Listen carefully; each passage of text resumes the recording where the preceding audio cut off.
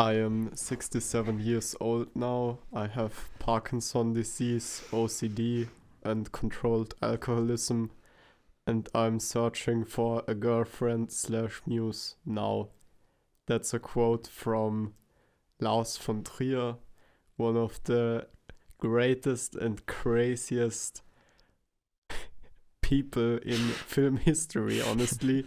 Or as The Guardian, no, not The Guardian, but I think The Independent re uploaded this video on YouTube. I'm not sure if it is The Independent, I'm gonna fact check this immediately, but they called the video Actor Lars von Trier is searching for a girlfriend. So I guess he's an actor too. I mean, he appeared in like one of his own movies. So I guess he is much more than just a director, a screenwriter, and so on. He did all kinds of crazy things. Tom, what do you even? Yes. The Independent. Welcome back to another episode. Hey. Your name is Thomas, and my name is Philip. And welcome to this episode about the idiots. Definitely a new episode of the Wertow Podcast, the English version of the Wertow Podcast.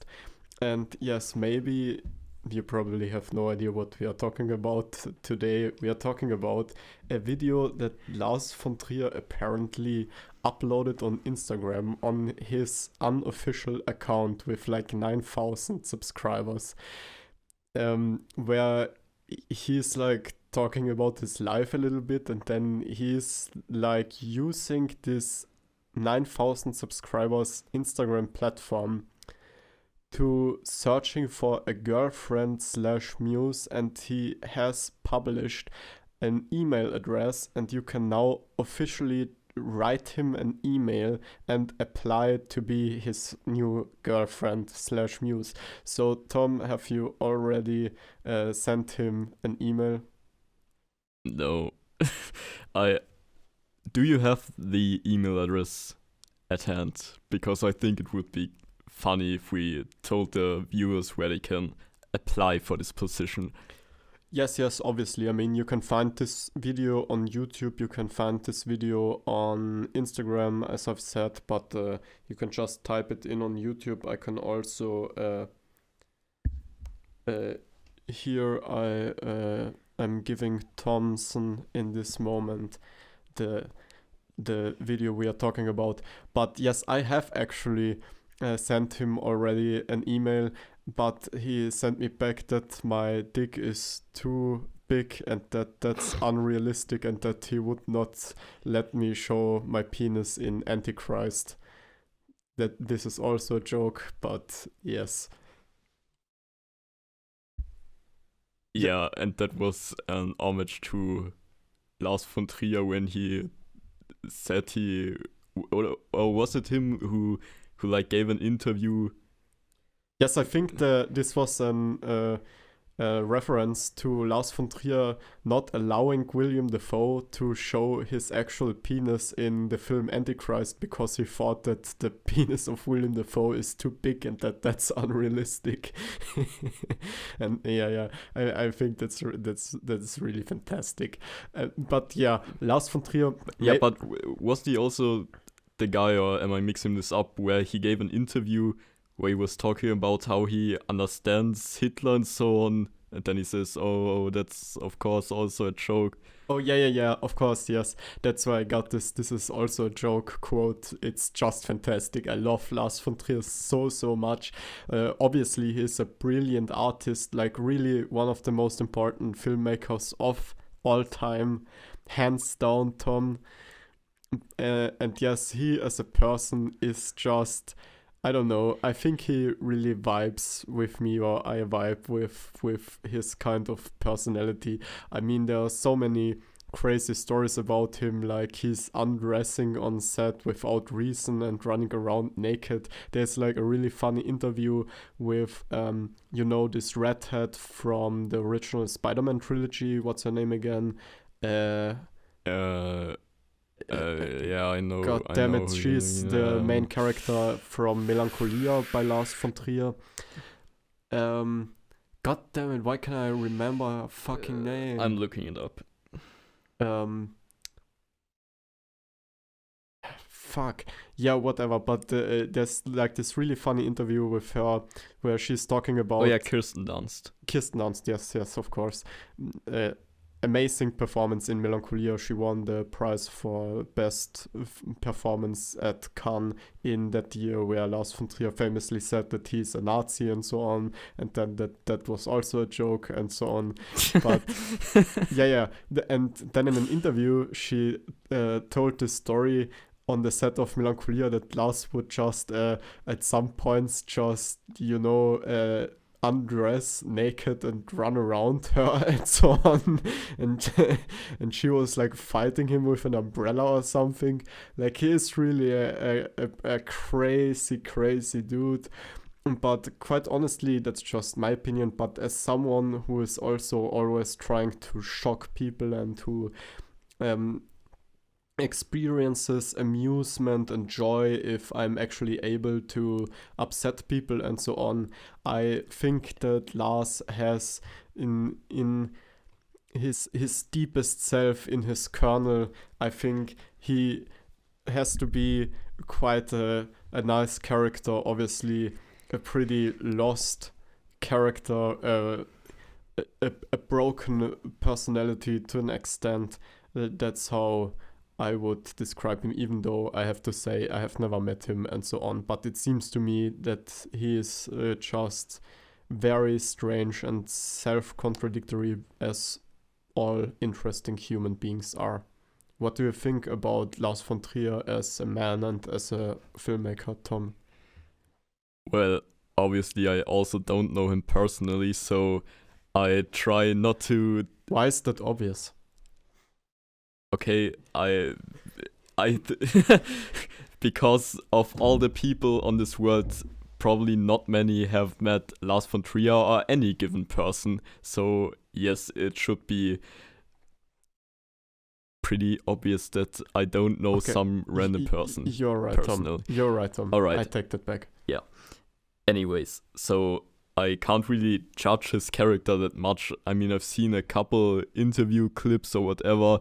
He seems like a fun guy and an interesting person. I have seen a handful of his films, not all of them, but I think I pretty much liked all of them except maybe Idiots, which I think isn't that great of a film, but it's still an interesting one. And yeah, his other films, he definitely has some masterpieces. I think my favorite so far of those that I've seen is probably the Nymphomaniac duology. The two Nymphomaniac films were really cool, and Dancer in the Dark, of course, is also fantastic. So yeah, as a filmmaker, I like him a lot. As a person, I can't really judge him. Yes, I have to say, I mean, I love The Idiots. I think it's probably maybe my second favorite. And I mean, the favorites, that's actually a pretty hard task, I think. I absolutely adore The Idiots. I think it's so much fun, it's so interesting, it's so simple, and at the same time so complex. We definitely have to talk about it in depth in another episode. No. But yes, I think his best movie probably is really Dogville, I have to say, which is this 3-hour-long Bertolt Brechtian film, and the writing is so absolutely incredible. I mean, this is really a monument of cinema history, and you all have to watch it. It is one of the most important movies of all time, not only in my opinion, and even if I had a different opinion, it would still be true, because it doesn't matter what people think about this movie. It is absolutely astonishing, and yes, pure cinema. But yes, then the next question, because we are making like this special episode about Lars von Trier and this last, in my opinion, probably really craziest thing he has ever done. this search for a girlfriend on Instagram, which is so is random. this the craziest thing he's done? Well, I don't know all the things that he has done, but the things that are public about him, I honestly have to say, even though there are so many crazy things, I mean, you could list them like undressing on set, all right. Then he slaughtered animals on his film set, like horses and so on. He tried to hypnotize his audiences in Europa and so on. He did so many stupid and insane things. He tattooed the word fuck on his own fingers, which is like so childish that it's actually genius. Again, he has lived, I have no clue where he's living now, in like a gigantic military complex. And as far as I know, the last time I checked, he lived there basically alone in like a small cabin in the middle of a shut down military complex, which is also like just completely insane. But yes, there are so many crazy things about him. For example, he was in like a documentary about Ingmar Bergman, and he was interviewed about Bergman. And the film is called Trespassing Bergman. And they are like interviewing all kinds of important directors on their opinions on Ingmar Bergman. For example, they interviewed Michael Haneke and Wes Anderson, and then they got to Lars von Trier. And everyone else was like saying what you would expect those people to say. Like Michael Haneke was actually like presenting really intelligent philosophical arguments about aesthetics and politics and so on. And for example, Claire Denis then went to Bergman's old house and got like a nervous breakdown and had to leave and so on. Yes. And then you get to Lars von Trier, and Lars von Trier, like the first thing he says is like, we have always to remember that Ingmar Bergman masturbated in his private places and so on. Like, and I always imagine Ingmar Bergman masturbating as an old man and so on. It's so insane. It's so ridiculous. And then he's like bitching that he has written fan letters to Ingmar Bergman, but Ingmar Bergman doesn't want to hang out with him. So he was really upset because Ingmar Bergman just didn't want to hang out with Lars von Trier. It's really so much fun. But I think this search for a girlfriend on Instagram has to be the most insane thing he's ever done. And quite honestly, I don't understand it. Like, he is 67 years old. He is a important director. He has a few $million on his bank account. Why is he doing it like this? I mean, I quite honestly, I don't understand it. And I mean, what's realistically going to happen right now? He's going to get thousands of emails by young, insecure actresses who are fucking around with him. And he's basically also fucking around with them. And in this video that he released, he also says that he has no idea how social media even works. So I don't know what's going on here. Like, Tom, as a professional psychiatrist, can you help me out here? Of course. No, I really don't see it like that. I mean, I don't think it's all that crazy, really. He's just some old guy who has like kind of an understanding of social media, at least to the extent that he knows he can reach thousands of people or millions of people, even with a bit of luck. And yeah, living in this military complex or whatever, if he's living there, it doesn't seem to me like he has that much contact to anyone. So I don't think it's that crazy of an idea to post a video like this, to be honest. Yes, for sure. I mean, but in the position that he is in, I mean, what exactly does he want? Does he really want like a relationship with someone in his age or something like that? I mean, that's why is he then not subscribing to Tinder or something like that? Why on Instagram? That's so strange. And why with his I mean, it's an unofficial account that doesn't even have his name with like 9,000 subscribers. Why use that platform? Doesn't make any sense. Couldn't he just make a feature film and release it in Cannes? And then at the end, he just says, well, I'm searching for a girlfriend now, by the way. That would be less insane, in your opinion, than posting like a 2-minute video on Instagram. I think it would fit so much more to Lars von Trier. Well, maybe it's maybe it fits him better because it's even more insane. That's like when he does a somewhat normal thing, then you think it's crazy for him. Yes, I mean, there's also quite a funny story because Nicholas Winding Refn, who is also a Danish director, was then asked what he thought about Lars von Trier claiming to be a Nazi and so on. And he said, yeah, I mean, the last time I had any contact with him, he asked my wife if she wants to have sex with him, and she said him to fuck off. So, yes, I have no clue what's going on. Is Lars von Trier an incel?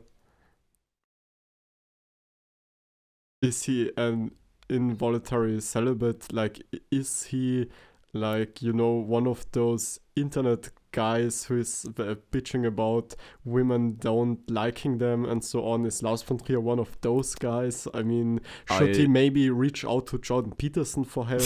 What's going on here? It's hard to imagine because, as you said, he is famous and he has a lot of money, most likely.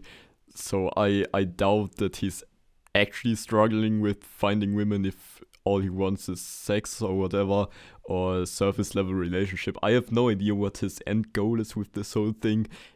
I don't know what kind of people even respond to those videos and actually send him emails. I know some, Tom. Believe me, I know some. Are you one of them? Yes. But as I said, this wasn't a joke. He just doesn't like dicks. And yes, I mean, I'm not gay, so... But you are a dick. Yeah. Wait, so... I am a private dick. I'm an investigator. What?